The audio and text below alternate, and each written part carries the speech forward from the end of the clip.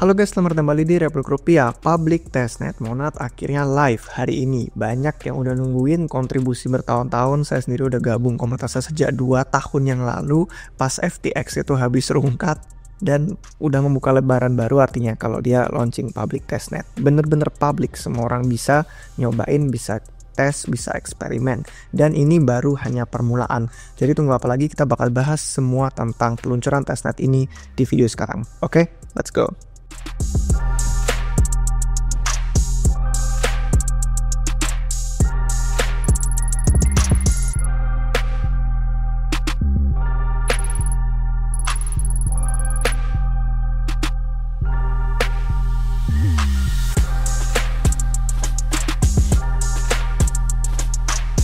Oke guys, jadi mungkin kalian udah ngeliat sendiri dari akun Twitternya Monad bahwa launchingnya itu memang di 19 Februari untuk time zone-nya mereka, ya kurang lebih malamnya kita, jadi mungkin beberapa jam setelah video ini kalian tonton. Dan mereka memang bener-bener mengejutkan sih, karena bakal memulai sebuah era EVM baru. Untuk yang belum tahu, ini adalah blockchain yang kompatibilitasnya sama dengan Ethereum dan kawan-kawannya, dimana ada banyak banget developers, liquidity, user, itu hampir bisa dibilang 90% lebih yang ada di industri kripto. Jadi dengan kemampuan Monad yang jauh lebih performan, tinggi banget, itu yang akhirnya bikin saya pengen join komunitas 2 tahun lalu. Waktu itu Solana pas di 8-10 dolaran, FTX rungkat, dan semua orang pada skeptis dengan industri kripto bisa pulih lagi.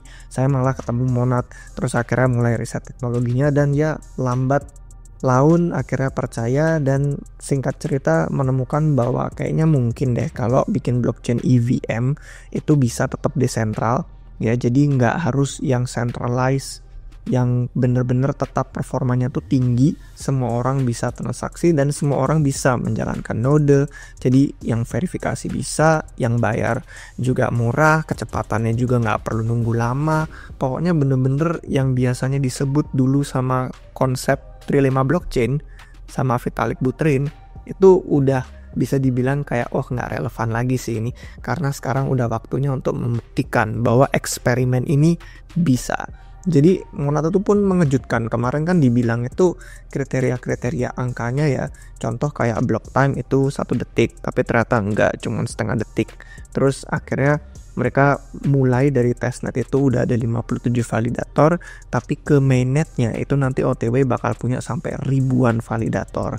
Kemudian untuk limit gasnya sendiri itu 300 juta gas per detik dengan target 1 miliar gas per detik nanti di mainnet. Jadi semua ya perlahan ya, sharing waktu karena dibangun dari awal. Jadi untuk yang belum familiar, sebenarnya ada banyak banget penjelasan tentang Monad di playlist YouTube yang udah kita bikin di Republik Rupiah. Ini kalian bisa lihat sendiri, kalau nggak salah ada 13-14 video sama yang ini. Itu menjelaskan inti dari semua aspek ya, kita bahas macam-macam angle-nya. Yang pertama kali itu setahun lalu kita mengenalkan dulu secara sederhana. Anggap kalau kalian udah paham Ethereum itu apa, Solana itu apa, Monad itu kayak gabungan dari keduanya. Jadi kayak seolah-olah mereka punya anak gitu. Dan makanya saya bilang wajib dipantau L1 baru ini. Nah kemudian mulai deh ada banyak video-video berikutnya, emang perlu blockchain baru, L1 baru gitu.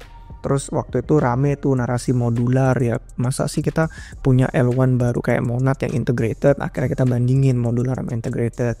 Terus solusi skalabilitas EVM terbaik, dimana perang L1 itu dengan yang di tahun 2024, dan yang 2025 ini pun sudah ada juga perang L1-nya baru, narasi 2025, dan sempat masuk ke bahasan NFT juga karena ada banyak NFT yang menarik karena komunitasnya pada banyak yang pintar gambar di Monad.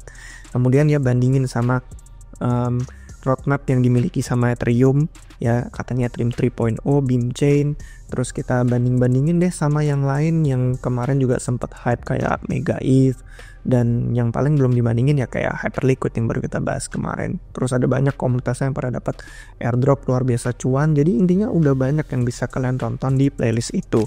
Sekarang kita cuman pengen rekap singkat aja tentang yang mereka bikin itu apa. Jadi alasannya mereka nggak pengen nge-fork itu karena mereka pengen spesifik banget implementasi Monad itu ini. Kalau mereka cuma ngambil kode yang sudah ada yang open source terus langsung fork, nanti semua fitur, batasan, kontrol segala macam ngikut sama yang nulis kode itu. Jadi nggak banyak hal yang bisa mereka Kalau dimodifikasi katanya bakal banyak banget yang dimodifikasi. Jadi kan ya udah sama aja, mending bikin dari awal daripada fork terus akhirnya juga banyak yang dimodifikasi. Nah, memang selama 10 tahun terakhir ya sejak Ethereum lahir terus ada EVM, itu belum pernah ada yang bisa membangun blockchain kayak Monad karena memang sangat sulit.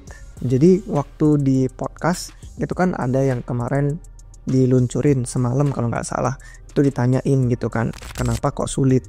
Katanya James itu ya makan waktunya tuh lama sekali sih, karena melibatkan tim engineer yang cerdas gitu kan, terus butuh pengalaman bertahun-tahun, dan engineers yang bikin Monad tuh kebanyakan harus fokus di low level system, dan low level system developer itu nggak mudah ditemukan. Biasanya mereka tuh kerja di antara big tech, perusahaan teknologi gede seperti operating system kayak Linux, atau mereka pada kerja di manufaktur silikon hardware kayak Nvidia, atau mereka kerja di perusahaan high frequency trading gitu. Jadi bukan sembarang developer yang dicari yang lagi gabut bikin website gitu. Upaya yang masif banget, butuh skill set dan pengalaman khusus untuk bisa bikin blockchain yang sistem performanya tuh tinggi banget kayak Monad. Dan tantangan utama yang mereka bilang inovasi paling berdampak tinggi ke Monad itu konsep yang bisa kalian baca di dokumennya langsung, docs.monad.xyz, di konsep yang bagian pipelining. Jadi inovasi mereka adalah gimana cara seluruh sistem teknologi Monad itu punya jadwalnya. Jadi kalau udah dijadwalin nggak ada yang nganggur. Jadi misalkan nih kalau CPU nganggur karena nunggu ngambil data dulu dari SSD, dari memori atau disk access gitu. Biasanya misalkan butuh waktu 30 mikrodetik, ya udah CPU-nya nganggur nunggu.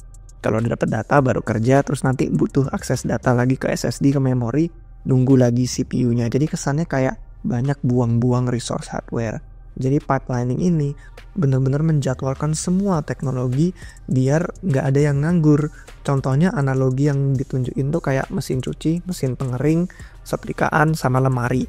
Jadi daripada ada tumpukan banyak nih, ya kali kita ambil satu kemeja, kita cuci, kita keringin, kita setrika kemejanya, kita lipat masuk lemari, baru kita nyuci. Yang lain kan enggak, pasti kan sekaligus ya, semua tumpukan yang bisa masukin mesin cuci masukin, kalau nggak cukup sisanya nunggu. Tapi kalau yang mesin cuci udah selesai, ya masukin ke pengering sambil nyuci yang lainnya. Nanti yang kering udah selesai disetrika, yang udah dicuci dikeringin, yang belum dicuci dicuci. Jadi kayak istilahnya ya kayak yang digambar deh, lebih gampang mungkin kalian pahami di visual ini, menghabiskan waktu yang jauh lebih singkat daripada kalau semuanya dilakukan satu persatu. Jadi ini konsep pipelining yang seluruh arsitektur Monad itu fokusnya pipelining. Jadi selalu berusaha melakukan sesuatu, ada jadwalnya, sistem itu jangan sampai ada yang nganggur. Jadi bayangannya ya kalau misalkan kita ngelihat udah ada blockchain kayak Ethereum, Solana, ya Bitcoin gitu-gitu. Nah kita bandingin sama Monad, itu mungkin seperti kisah pesawat terbang.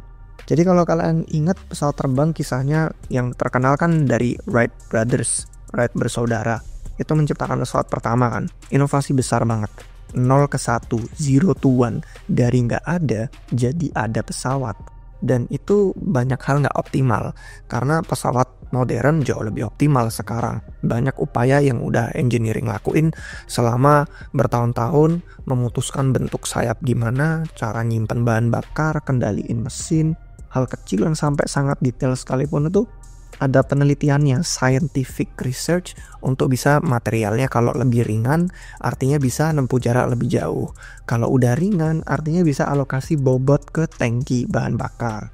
Terus artinya bisa menempuh jarak lebih jauh lagi dan lain-lain seterusnya. Semua optimisasi itu jadi istilahnya kalau pesawat dari Wright Brothers itu 0 ke 1, dari nggak ada jadi ada. Yang pesawat modern itu dari 1 ke 100 mungkin. Jadi mengoptimalkan yang tadinya nggak ada biar lebih efisien, lebih baik. Jadi sama halnya dengan sistem terdistribusi atau kayak blockchain Ethereum, dari 0 ke 1, dari yang sebelumnya nggak ada jadi ada.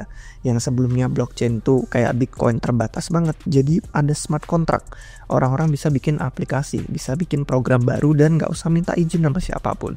Jadi tetap ada kekurangan makanya di Ethereum.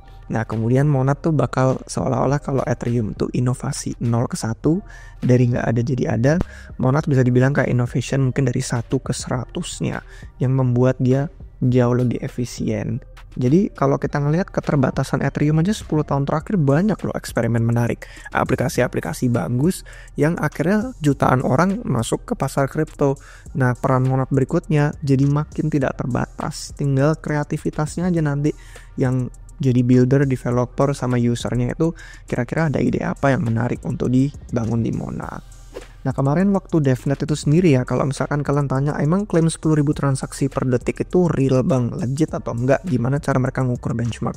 Waktu ngelihat di DevNet, itu kemarin selama 2 jam ada satu tim yang menggunakan 3 triliun gas per detik. Itu simulasi ada jumlah orderan exchange yang gede banget, dan situasinya kompleks. Kalau dihitung, 3 triliun gas per detik itu kayak throughput Ethereum dalam sebulan loh. Hanya dalam waktu 2 jam ya, bukan per detik, 2 jam pokoknya. Jadi 3 triliun gas yang kalau di kapasitas Ethereum itu throughputnya sebulan, di sini cuma 2 jam di Monad, dan hanya dalam periode 2 jam itu aja 3 triliun gasnya itu cuma pakai sebagian kecil dari kapasitas throughput sistem menyeluruhnya Monad. Jadi testnet setelah DevNet itu akhirnya bakal menjadi fase berikutnya untuk melihat nanti hal yang lebih gila lagi. Cobain deh semua aplikasinya. Kalau menurut saya 10.000 transaksi per detik nanti cuma masalah pertanyaan soal demand, bukan supply. Supply-nya mampu, ada kapasitasnya, tapi demand-nya aja. Banyak nggak yang bisa ngeklik untuk submit transaksi di 1 detik yang sama lebih dari 10.000 itu untuk ketahuan akhirnya apakah bakal mampu, nggak mampu, atau kewalahan, padat, ya kan, biaya transaksi naik atau enggak. Itu makanya kegunaan dari testnet, kita tes. Nah, hal tersimpel yang bisa dilakuin blockchain itu memang cuma transfer aset. Kayak dulu Ethereum waktu awal-awal cuma transfer ETH dari akun ke akun, ETH gitu-gitu doang. Itu paling simpel, paling mudah. Bahkan klien yang single thread, single core yang di Ethereum hari awalnya, nih contohnya Silkworm ya. Ini implementasi C++ yang ada di Ethereum punyanya tim Erigon kalau nggak salah. Ini dari benchmark mereka tuh bisa loh 50.000 transaksi per detik tanpa masalah, karena cuma transaksi biasa. Yang lebih kompleks ya ada kontrak ERC20, jadi token selain ETH kayak Uni, Aave apa segala macam, dan itu lebih kompleks. Tapi ditambah lagi ada protokol DeFi, ada kriptografi ZK proofs, itu juga mahal, dan Monad berusaha untuk mengoptimalkan semua itu. Jadi mereka udah antisipasi, meskipun ya nggak bakal tahu nanti demandnya seperti apa, orang pada ngapain aja di dalam blockchain Monad selama public testnet sampai nanti launching ke mainnetnya dia. Jadi benchmark yang diukur Monad tuh standarnya tinggi karena udah nge-replay state dari historinya Ethereum dulu ada apa aja, bukan cuma transfer token yang simple. Nah, ada banyak sebenarnya kompetitornya yang pada pakai marketing menipu.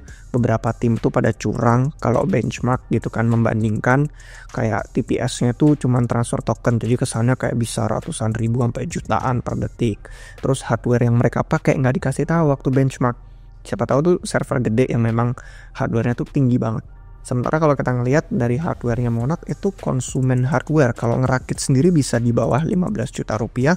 Tapi kalau misalkan pakai yang sudah ada ya mungkin di atasnya sedikit, tapi masih kisaran $1.000 sampai $1.500. Bukan server yang biayanya $30.000 sampai ratusan juta 3 digit, enggak.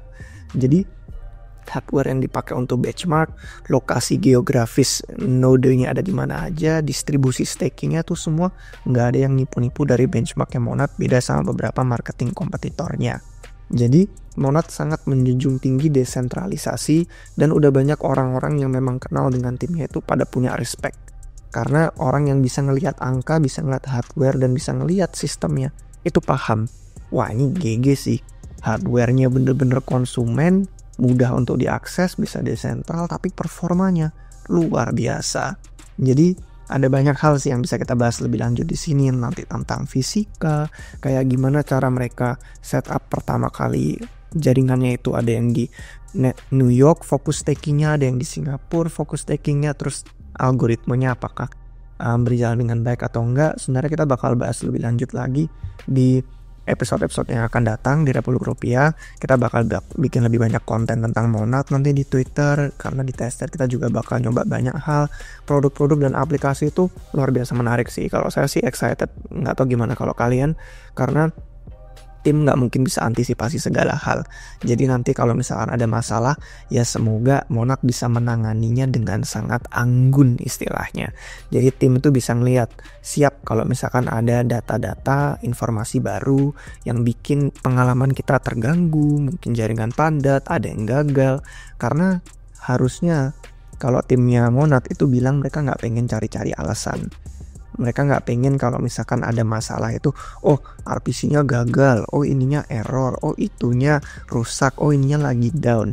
Karena kalau misalkan nih kita lagi mau bayar sesuatu di kasir, kita pakai kartu, kalau kartu kita bermasalah, kita kan nggak mau tahu apakah itu database Visa rusak, apakah jaringannya Mastercard lagi down, atau ada masalah-masalahan, kita nggak peduli, udah pasti komplain, karena itu langsung penggunaan di dunia nyata kita butuh.